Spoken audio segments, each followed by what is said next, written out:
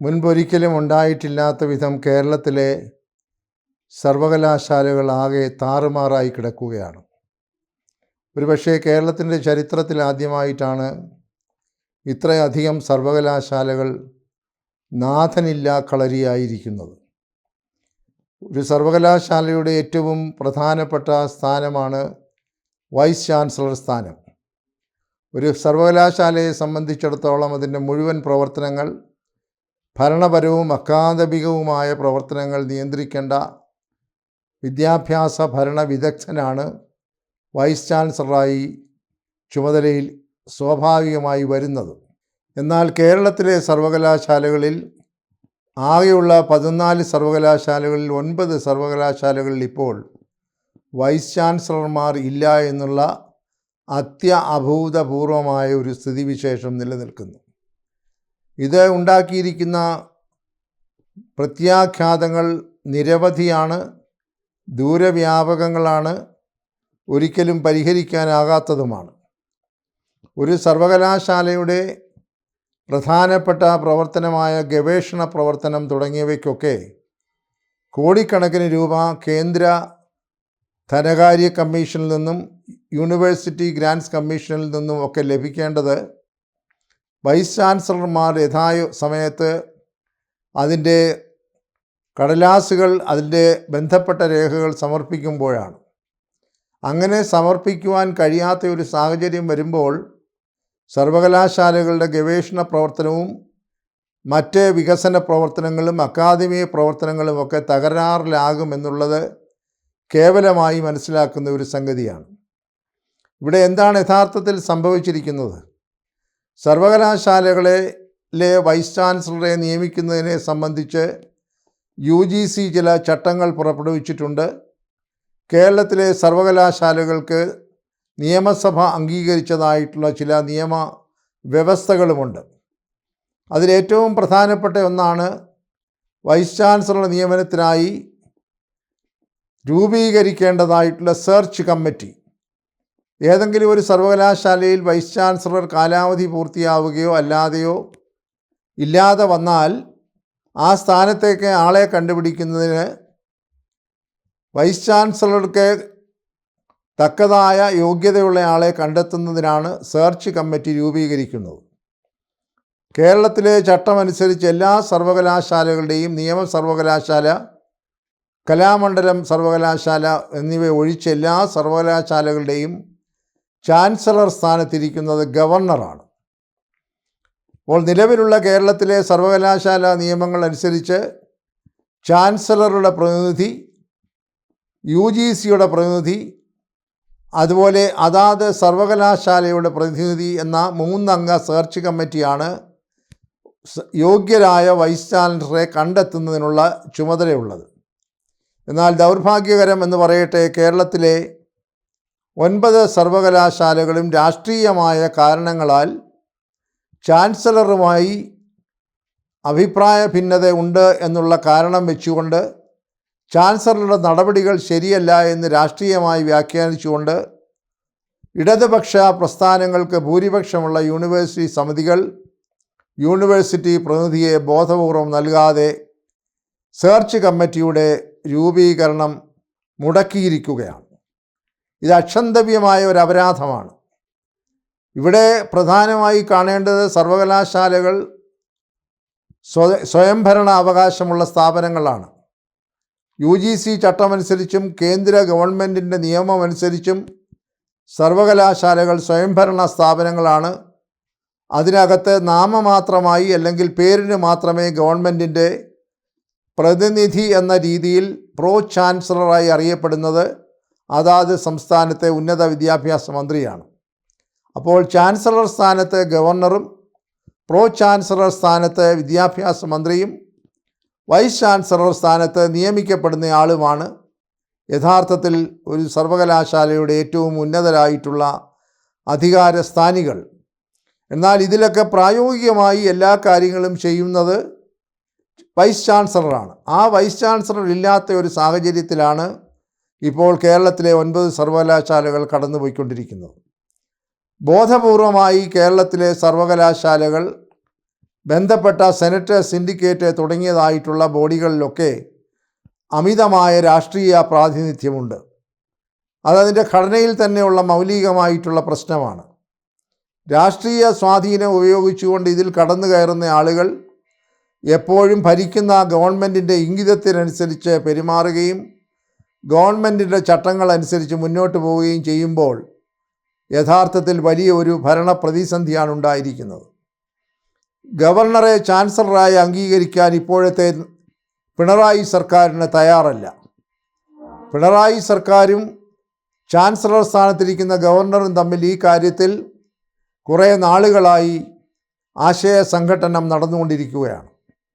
ഒരു ഘട്ടത്തിൽ ഗവർണറെ ഈ സ്ഥാനത്ത് നിന്ന് മാറ്റണം, ചാൻസലർ സ്ഥാനത്ത് നിന്ന് മാറ്റണം എന്ന് പോലും നിയമസഭയിലെ ഭൂരിപക്ഷം ഉപയോഗിച്ചുകൊണ്ട് ഈ പിണറായി വിജയൻ്റെ സർക്കാർ ഒരു ബില്ല് പാസ്സാക്കി. എന്നാൽ ആ ബില്ലിന് ഗവർണർ അംഗീകാരം കൊടുക്കാതെ അതിൻ്റെ മേൽ പരിശോധനയ്ക്കായി രാഷ്ട്രപതിക്ക് അയക്കുകയും രാഷ്ട്രപതി ആ ബില്ല് തള്ളിക്കളയുകയും ചെയ്തിരിക്കുകയാണ്. അപ്പോൾ ചാൻസലറും സർക്കാരും തമ്മിൽ ഇപ്പോഴും ഒരു ഏറ്റുമുട്ടലിൻ്റെ പാതയിലാണ്. അതുകൊണ്ട് ഗവർണർ എടുക്കുന്ന ഒരു തീരുമാനത്തെയും അംഗീകരിക്കാൻ സർക്കാർ തയ്യാറല്ല.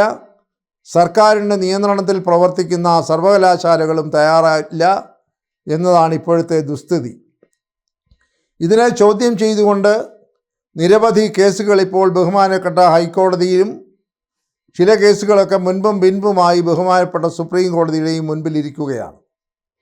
ഏറ്റവും ഒടുവിലായി വൈസ് ചാൻസലറെ നിയമിക്കണം എന്നാവശ്യപ്പെട്ടുകൊണ്ട് ബഹുമാനപ്പെട്ട കേരള ഹൈക്കോടതി ഡിവിഷൻ മുൻപാകെ യൂണിവേഴ്സിറ്റി കോളേജിലെ മുൻ എക്കണോമിക്സ് വകുപ്പ് മേധാവിയും സാമ്പത്തിക വിദഗ്ധയുമായ ഡോക്ടർ മേരി ജോർജ് നൽകിയതായ ഒരു റിട്ട് ഹർജി എതിർത്തുകൊണ്ട് സർക്കാർ വക്കീൽ ബഹുമാനപ്പെട്ട ഹൈക്കോടതിയെ അറിയിച്ചത്, ചാൻസലർ എടുക്കുന്ന തീരുമാനങ്ങളൊന്നും ഞങ്ങൾ അംഗീകരിക്കുന്നില്ല, അത് ചോദ്യം ചെയ്യുവാൻ ഞങ്ങൾ കേസ് കൊടുക്കാൻ പോവുകയാണ്. അതുകൊണ്ട് ചാൻസലർ ഇതിനോടകം രൂപീകരിച്ച സെർച്ച് കമ്മിറ്റികളൊന്നും തങ്ങൾ അംഗീകരിക്കുന്നില്ല എന്ന് സർക്കാരിൻ്റെ വക്കീൽ ബഹുമാനപ്പെട്ട ഹൈക്കോടതിയെ ധരിപ്പിച്ചിരിക്കുകയാണ്.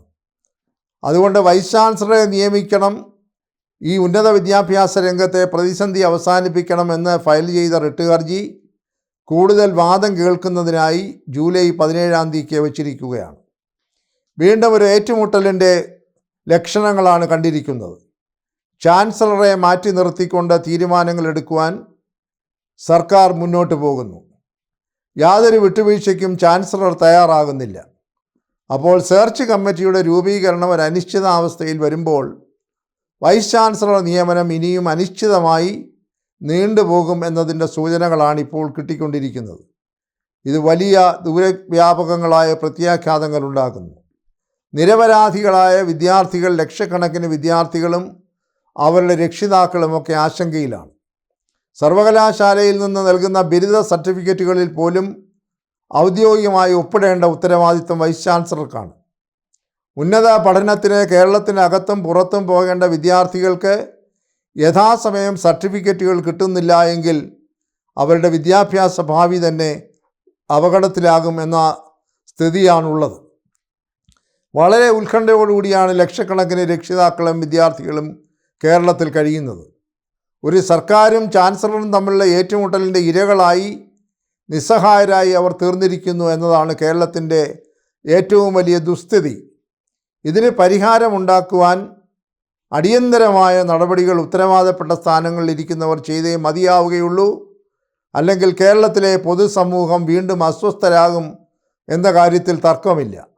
ബഹുമാനപ്പെട്ട കോടതികളിലെ കേസുകൾ എന്ന് അന്തിമ തീരുമാനം ആകുമെന്നതിനെക്കുറിച്ചൊരു വ്യക്തതയില്ല.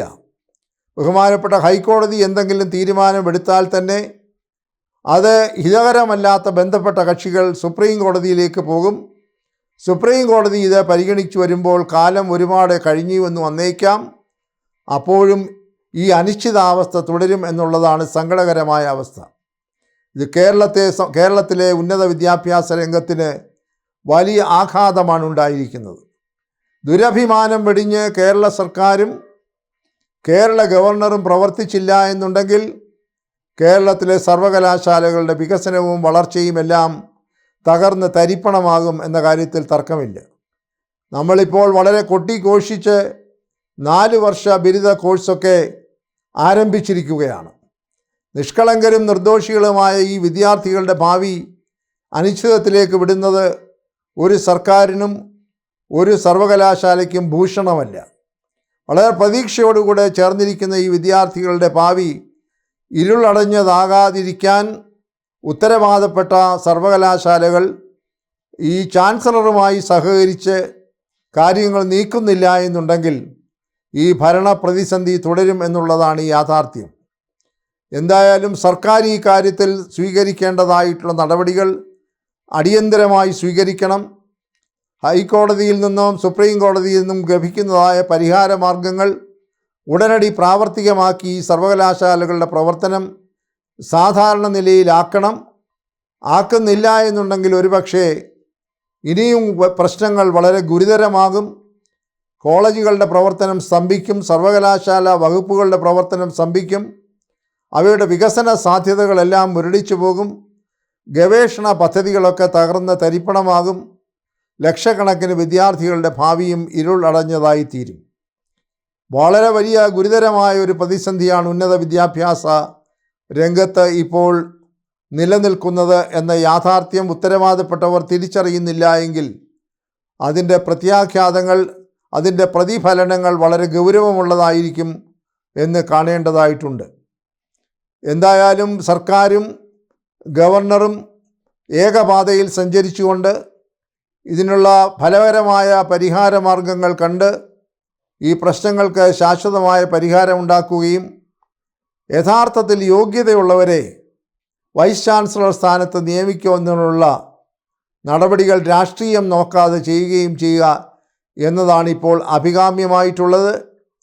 അതിന് തയ്യാറാകാതെ കോടതികളിൽ നിന്ന് ഇതിന് പരിഹാരം കണ്ടെത്തി അനിശ്ചിതമായി ഈ തരത്തിലുള്ള അസന്നിഗ്ധാവസ്ഥ തുടരാൻ അനുവദിക്കുന്നത് പൊതുസമൂഹം ഒരിക്കലും പൊറുക്കുകയില്ല, വിദ്യാർത്ഥി സമൂഹം പൊറുക്കുകയില്ല, രക്ഷിതാക്കളുടെ സമൂഹവും പൊറുക്കുകയില്ല.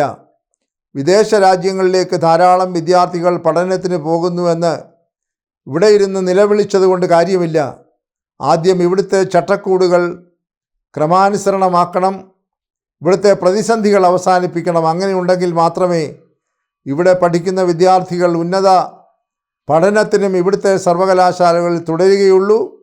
അല്ലെങ്കിൽ ഇപ്പോൾ പോകുന്നത് പോലെ ഇനിയും ലക്ഷക്കണക്കിന് വിദ്യാർത്ഥികൾ കേരളത്തിന് പുറത്തേക്കും വിദേശ രാജ്യങ്ങളിലേക്കും ഉന്നത വിദ്യാഭ്യാസത്തിന് പോകേണ്ടതായ സാഹചര്യം വരും.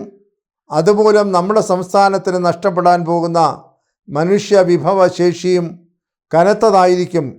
ഇതിനെക്കുറിച്ച് ഗൗരവമായി ആലോചിക്കേണ്ട സമയം വൈകിയിരിക്കുന്നു. അത് ഉടനെ അതിനുള്ള പരിഹാര മാർഗങ്ങൾ ഉണ്ടാകുമെന്നാണ് സാധാരണക്കാരായിട്ടുള്ള ആളുകൾ പ്രതീക്ഷിക്കുന്നത്. അങ്ങനെ ചാൻസലറും ഗവൺമെൻറ്റും തമ്മിലുള്ള ഏറ്റുമുട്ടൽ അവസാനിപ്പിക്കുകയും സർവകലാശാലകൾ ചട്ടമനുസരിച്ച് പ്രവർത്തിക്കുകയും ചെയ്താൽ മാത്രമേ ഈ പ്രതിസന്ധിക്ക് ഒരു പരിഹാരം ഉണ്ടാവുകയുള്ളൂ.